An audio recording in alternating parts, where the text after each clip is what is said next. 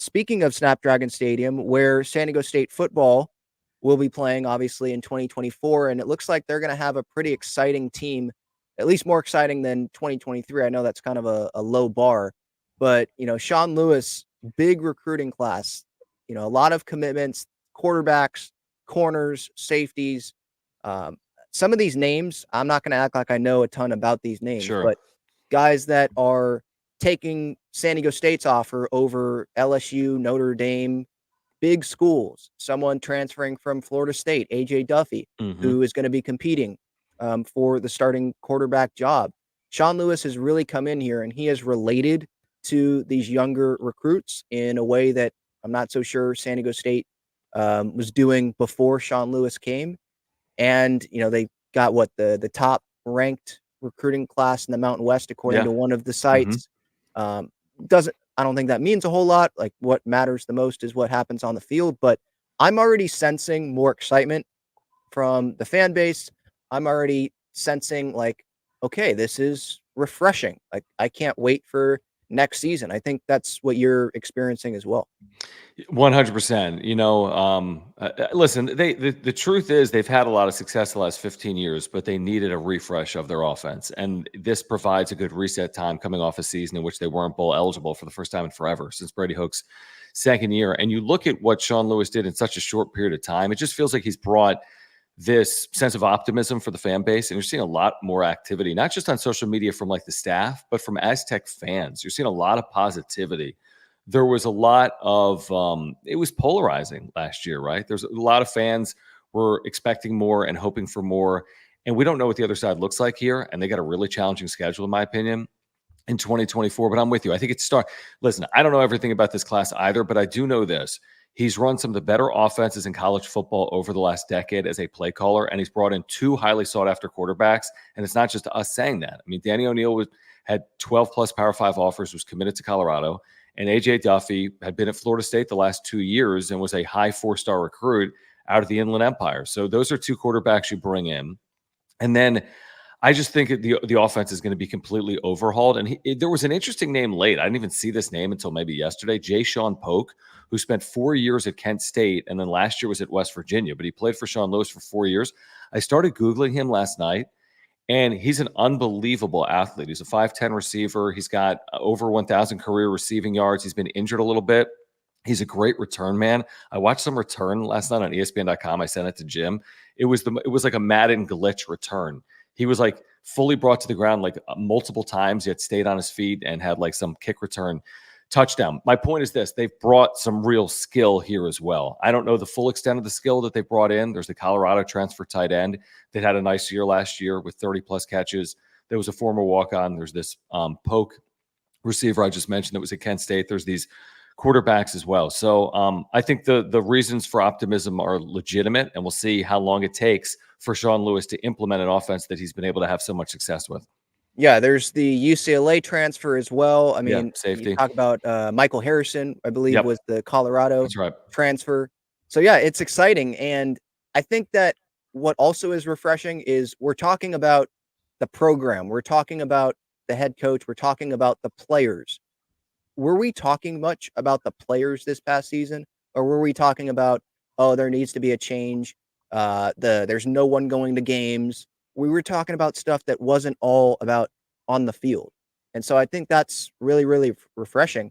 And so, yeah, we'll see where this goes. We'll see how long this process takes to really see the results. But yeah, I mean, get this team to a bowl game this next year and be, top half of the Mountain West. I think that's what Aztecs fans should be asking for. I think that's pretty realistic to ask for. I don't think that you should be asking for them to, be in a New Year's Six game for, the first year of Sean Lewis. These guys are just coming into the program. It might take some time, but it's more interesting. There's more interest in this program from the fan base. That's what JD Wicker wanted. That's what Sean Lewis wants here. And I think overall it has to be good for the university after a couple disappointing seasons to open up Snapdragon Stadium. No doubt. I mean, it's brought a lot of life into the football program. I think there will be a lot of excitement at Snapdragon Stadium. I will say, to your point, I think a bowl game berth is a huge win because if you really like pare down the schedule, it's as hard as they will play, because Oregon State, Washington State, Cal are all on the schedule. You could argue that's 3 Power 5 opponents, depending on, again, how you clarify Oregon State and Washington State, but they've got different resources from a budget perspective, and Oregon State's coming off a really good year. You also have the unique situation of playing both Oregon State and Washington State at home, which I think is pretty cool for Aztec fans. But when you say Oregon State, Washington State, Cal, Berkeley, at Boise State, just off the top right there are 4 really challenging games. And I'm missing their road games in general. They're going to Laramie to play Wyoming. They're going to Utah State, I think, in Logan. So it's not easy from a scheduling perspective. That alone doesn't concern me, but like they can make, my point is this, they can progress, but we'll see how much they can progress in the win-loss total considering the schedule they're going to play. Yeah, let's move to basketball here. San Diego State, they've got 2 losses on the year, and I think both of them, one of them probably should have been a win, and the other, I mean, it's tough atmospheres, both of them, tough atmospheres that they played in. At BYU, who ended up being ranked, I think, right after that, and then at Grand Canyon, like that's one of those where it's like, yeah, don't have that on the schedule probably. Like that's gonna hurt you. You win that game, and the people that decide who gets in the tournament, they're going to be like, oh, it's Grand Canyon. And if you lose that game, oh, you just lost to Grand Canyon, really? But I mean, if you go watch that game and at Grand Canyon like that atmosphere, it's different.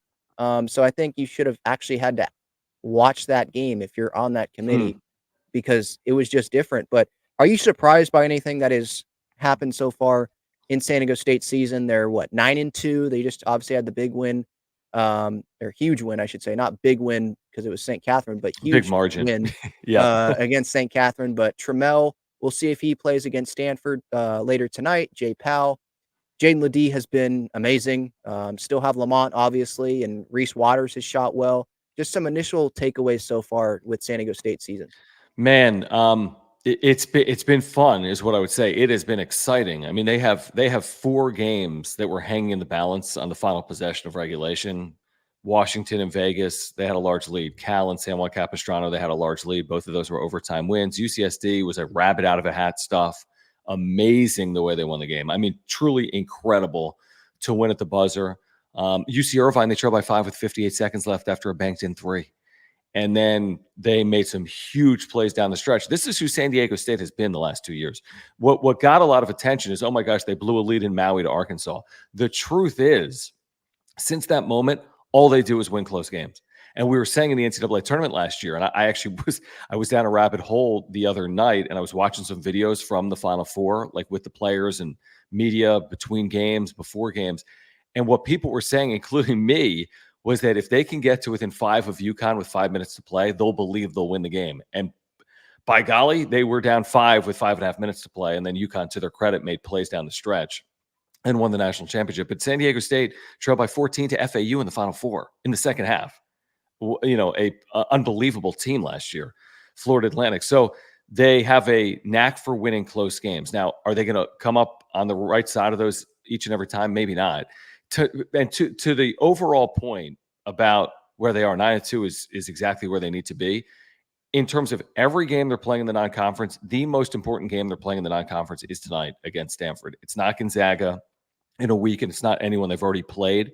It's tonight against Stanford because it would be deemed a quote-unquote bad loss. But Stanford is a much improved team.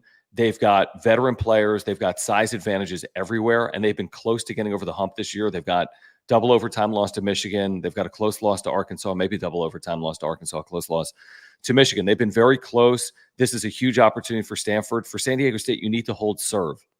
Cannot suffer a home loss to Stanford, even though I expect this to be a really good game that could come down to a final possession or 2. So for me, this is a crucial game for the Aztecs here tonight, and we'll see if they're fully healthy and if they can take advantage of it. If they win this game, Ben, they've done everything they need to do in the non-conference. The worst-case scenario would be 3 road quad 1 losses.